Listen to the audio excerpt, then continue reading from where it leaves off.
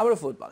Diego Maradona দেখতে বয়স্ক এবং খাটো, এমন পর্যবেক্ষণ রাশিয়া ঘুরে আসা বাংলাদেশের খুদে ফুটবলার গোলাম রাব্বির।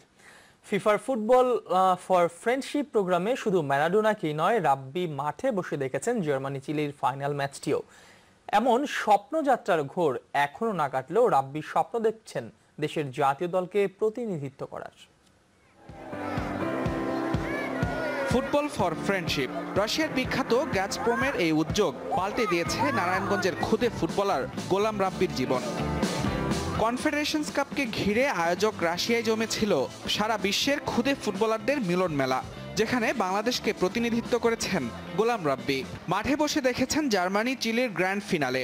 তবে আলোচিত এই ম্যাচ ছাপিয়ে রাব্বির আগ্রহের কেন্দ্রে ছিলেন ফুটবল ঈশ্বর ডিয়েগো ম্যারাডোনা।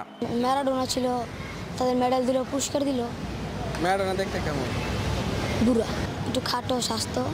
একই তাঁবুতে রাব্বি পেয়েছেন ফুটবল বিশ্বের শক্তিশালী সব দেশের খুদে ফুটবলারদের, আর আয়োজকদের উদ্দেশ্য সফল করে তাদের সঙ্গে বন্ধুত্ব করেছেন রাব্বি।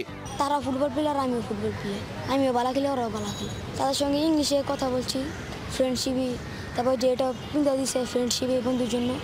শক্তিমত্তায় অন্যরা এগিয়ে থাকলেও রাব্বি স্বপ্ন দেখছেন বাংলাদেশের ফুটবলকে পাল্টে দেওয়ার। ন্যাশনাল টিম খেলবো, আর ফিফা কনফেডারেশন কাপ খেলবো, ফিফা খেলবো, ওয়ার্ল্ড কাপ খেলবো। স্ট্রাইকার ভালো হলেই সব গোল করে খেলা উন্নত করব।